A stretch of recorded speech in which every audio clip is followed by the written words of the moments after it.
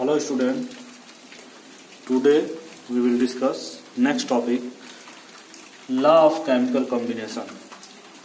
जैसा कि आपने जो भी लास्ट वीडियो में जो भी चीज़ें पढ़ा, टेम्परेचर से रिलेटेड, डेंसिटी, वॉल्यूम, मास और भी जो है मैटर से रिलेटेड, एलिमेंट, कंपाउंड, ये सारी बातें जो है आपने जाना।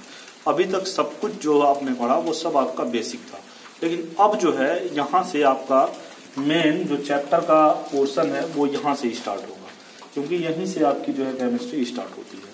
तो आपको जो है आप अपने एनसीईआरटी बुक्स में अनसर्टेनिटी इन मेजरमेंट में बहुत सारी चीजें देखेंगे। जैसे कि आप अनसर्टेनिटी मेजरमेंट में कि many a times in the study of chemistry has deals with experimental data as well as theoretical calculations. There are many meaningful ways to handle the numbers of consequently and present the data realistically with uncertainty measurement of extent possible.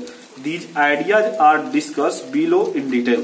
तो आप जो है ये topic uncertainty measurement में, जैसे आपको simple addition आना चाहिए, डेसिमल एडिशन आना चाहिए, सबट्रैक्शन आना चाहिए, मल्टीप्लिकेशन, डिवीजन, ये सारी चीजें आपको जो है ये बुक्स से आप देख लेंगे, क्योंकि ये सब कुछ आपका बहुत ही बेसिक से चीज जो आप क्लास 1 से पढ़ते हुए 8 तक आया है वो सारी चीजें वही यहाँ पे कोरिलेट की हुई है। तो इस वजह से इस चीज को हम नहीं बताएंगे और सीधे आपको हम लिए चलेंगे लॉ ऑफ केमिकल कॉम्बिनेशन। और लॉ ऑफ केमिकल कॉम्बिनेशन में से ही आपको जो है आपकी जो मेन केमिस्ट्री होती है वो स्टार्ट होती है।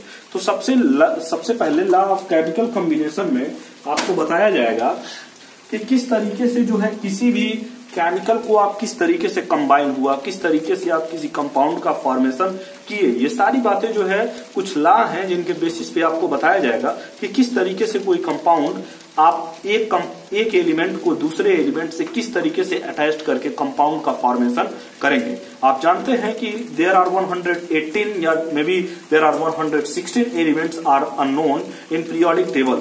केवल व केवल आप जानते हैं कि पीरियोडिक टेबल में 116 या 118 एलिमेंट के बारे में ही लोग डिस्कस करते हैं, लेकिन उसी 118 या 116 एलिमेंट्स के द्वारा आज केमिस्ट्री में बहुत सारे जो है कंपाउंड का फॉर्मेशन किया जा चुका है और अभी आगे हो भी रहा है।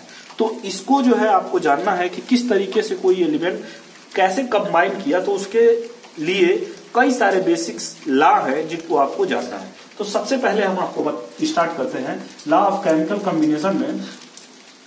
The combination of element to form compounds is governed by the following 5 basics law. जैसे यहाँ पे बताया जा रहा है लॉ ऑफ केमिकल कॉम्बिनेशन में जब जो है कई एलिमेंट कंबाइन करके कंपाउंड का फॉर्मेशन कर रहे हैं तो उनके लिए कुछ 5 बेसिक्स लॉ बताए गए हैं, उनको एक एक करके आज हम आपको बताएंगे। तो सबसे पहले हम बात करेंगे लॉ ऑफ कंजर्वेशन ऑफ मास।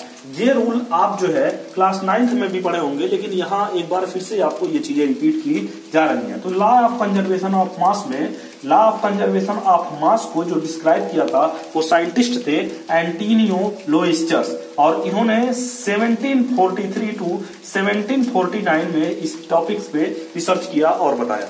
अब देखिए इनके द्वारा क्या कहा गया, तो it state that matter can be neither created nor can be destroyed. जब जो है आप किसी कंपाउंड को बना रहे हैं तो उसमें न तो आप कुछ उत्पन्न कर सकते हैं और न ही कुछ डिस्ट्रॉय कर सकते हैं। सिंपली जो है उसका ट्रांसफॉर्मेशन आप करते हैं कि एक रिएक्टेंट से प्रोडक्ट बनाएंगे और जितना नंबर ऑफ रिएक्टेंट होगा उतना नंबर ऑफ प्रोडक्ट होना चाहिए, तभी वो law of conservation of mass को डिफाइन करेगा। तो लॉ ऑफ कंजर्वेशन मास को किसने भाई आइडेंटिफाई किया, किस साइंटिस्ट ने, तो एंटोनियो लोइस्चर। ये बार बार आपसे पूछा जाता है। और जो है ये सन कितना 1743 टू 1794 में जो है इस टॉपिक्स पे इन्होंने डिस्कस किया। और इनके द्वारा क्या बताया गया, तो मैंने बोला कि matter not can be created and not can be destroyed. It's means that then number of reactant equal to number of product. ये बातें जो है आपको जानना है। तो देखिए अब एग्जांपल से हम बताते हैं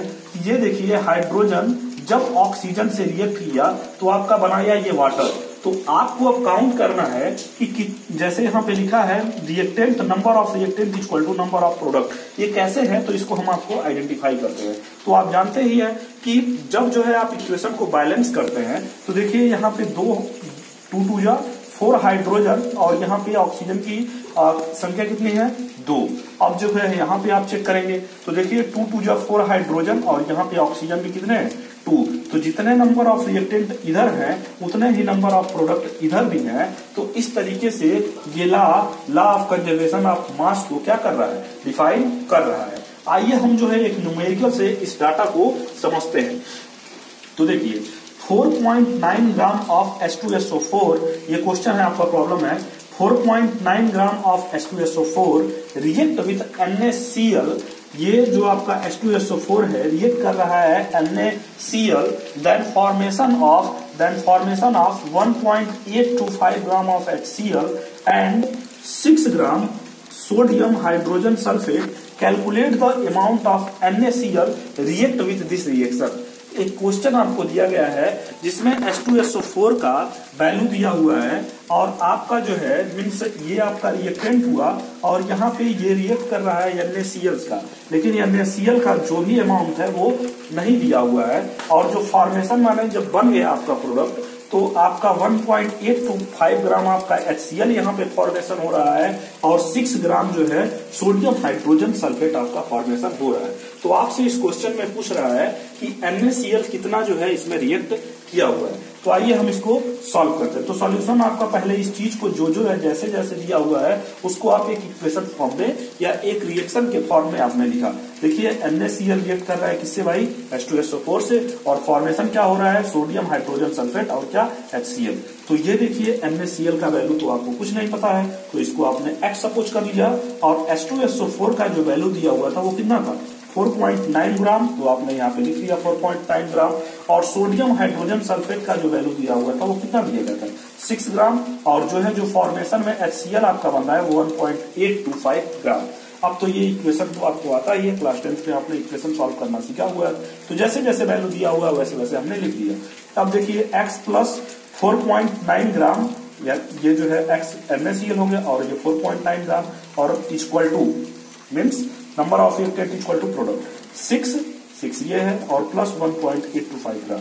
अब जो है x प्लस 4.9 ग्राम और ये दोनों ऐड किया आपने 6 प्लस 1.825 ग्राम, तो ये आपका बना 7.825 ग्राम। अब जो है इसको क्या करिए, आप क्या करिए पक्षांतर माने लेफ्ट साइड भेज दीजिए, सॉरी राइट साइड भेज दीजिए।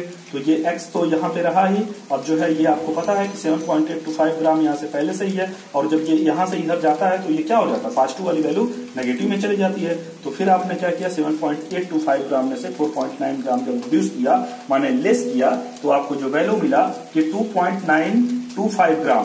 तो x की वैल्यू क्या आ गई 2.925 ग्राम, मीन्स दैट कि जो NaCl का वैल्यू है NaCl का वैल्यू वो कितना आ गया 2.925 ग्राम।